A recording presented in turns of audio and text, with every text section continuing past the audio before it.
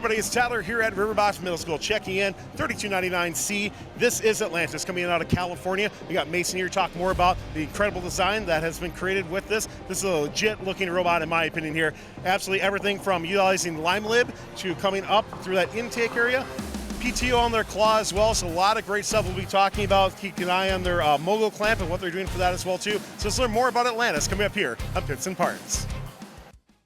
This video on fun is brought to you by viewers like you and also in partnership with the following.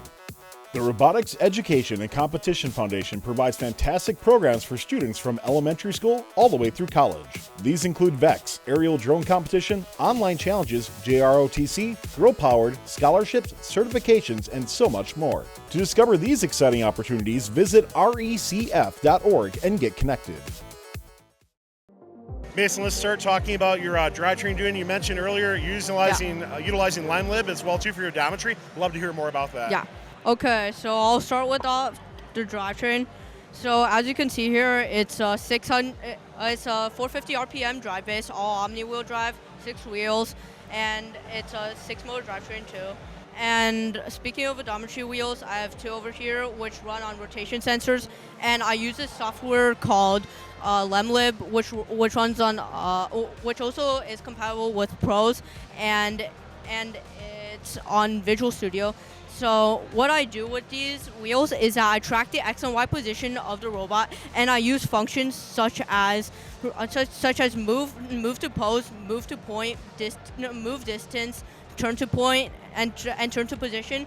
And these functions allow me to accurately track the position of the robot and move to certain functions too. And the good thing about Pros is that it allows me to move to a certain move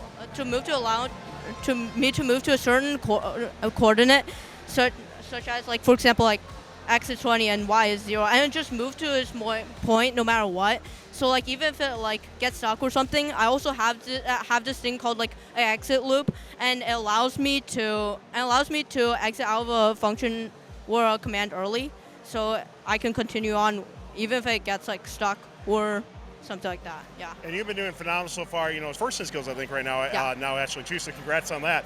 And second in quals as we're filming this as well too. And all this just kind of comes together. We watched your autonomous your last match and it looked great. And part of that too is also your intake. So let's take a look at your intake and how that functions as we get a ring all the way through. Okay. So my intake is a 2-motor intake because I want it to be fast and powerful, as well as powerful enough to slam it onto a mobile goal.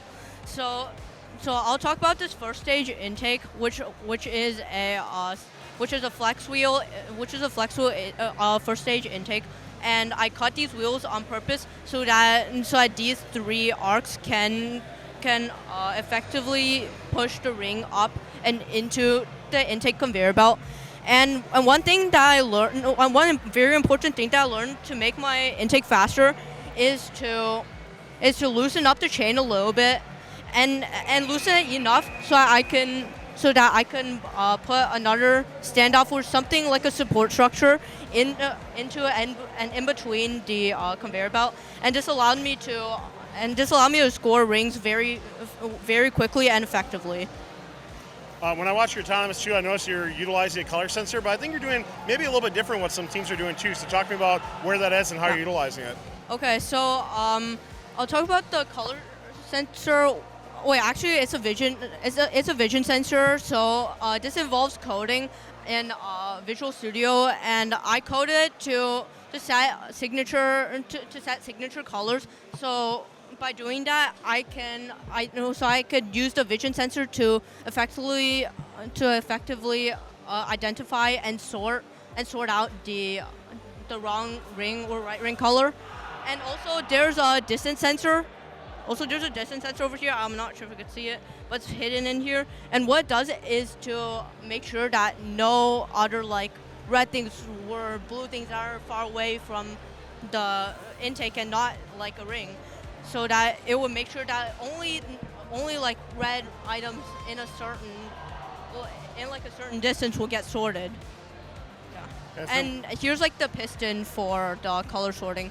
So once it identifies the wrong ring color, it will push up on the polycarbonate sheet, and it would Yeah, it will sort out the wrong color. And after a certain amount of rotations, I believe it's 7 or so, it would go back down again. Been working on phenomenal so far for you as well too. So on this as well too, we were talking earlier, you're taking some inspiration from some other teams in regards to your PTO claw. So talk to me about how all that came together. All right. So after the Mall of America signature event, I noticed a team that really stood out, and that was Team 229V Ace Robotics. So I want to build a claw that was similar to theirs, but not for wall stakes, but for scoring wall stake, for scoring align stakes, and it has enough torque, actually 10 times torque, to de-score align stakes. So that if I have extra time during 15 seconds, I can effectively de-score it at like, so I will move it to a PTO first, then I'll open the claw, then I'll deploy it, and I'll move it to a certain position where it could effectively de-score, yeah. And this is very useful in 15-second teamwork autonomous routines because it can allow me to solo AWP, which I can do on all 4 sides. Can we put a ring through and kind of see how all that process works? Yeah. Okay, I'll show you the color sorting now. All right. Yeah, so basically the vision sensor will see the wrong color for the rings and it'll automatically push up on the piston and it can effectively color sort the rings. Can we put a ring also into the claw just to showcase how that works? I'll use it. So when I press this button, it will enable the PTO. And then, and this is PTO to intake, by the way. So when I run the intake, it will run like that. And then when I press another button, it will have the deploy. It will have the deploy characteristic, which is run by 2 other pistons too. And there's also a claw run by 1 small piston, which can push out and push in, and it could allow me to de-score.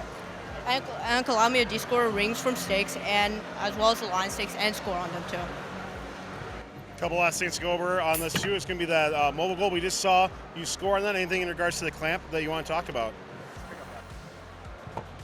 So regarding the clamp, so my clamp actually works with or without this distance sensor and allows me to auto clamp during autonomous, but I don't use this during driver, which I find like kind of annoying because it clamps like whenever it sees like something in a certain distance, so it might clamp it like sideways, or so it might clamp it like in an awkward angle or something. But even though like clamping it at an awkward angle can affect like most teams' intakes and how to score rings, I can still score rings at like awkward positions, such as like at an angle too. Yeah, I could still score rings like even like this. And the auto clamp allows me to finish and run autonomous routines really quickly and saves a lot of time to do other things in general. Last thing I want to cover is the hang on your robot. Why don't you tell us more? Yeah. Okay. So the hang is not the hang that you see on most teams. So the hang is run with 2 long pistons, which run like this.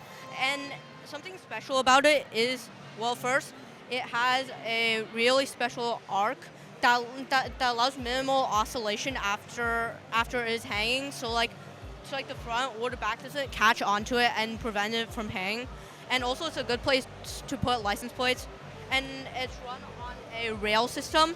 And the rail system allows it to effectively glide up into the air and quickly get a hang in like the last like 3 seconds or 5 seconds of a match, and gives me that 3 points. Well, Mason Atlantis is a phenomenal robot, so thank you so much for taking time to tell us more about this. So many great things that teams at any level can learn from as well too. So wish you best of luck here at Riverbots, both in skills and in the game challenge competition here itself. Can't wait to see how you do the rest of the year. Thanks a lot. All right, thank you. This video on fun is brought to you by viewers like you and also in partnership with the following. The Robotics Education and Competition Foundation provides fantastic programs for students from elementary school all the way through college. These include VEX, aerial drone competition, online challenges, JROTC, girl-powered, scholarships, certifications, and so much more. To discover these exciting opportunities, visit recf.org and get connected.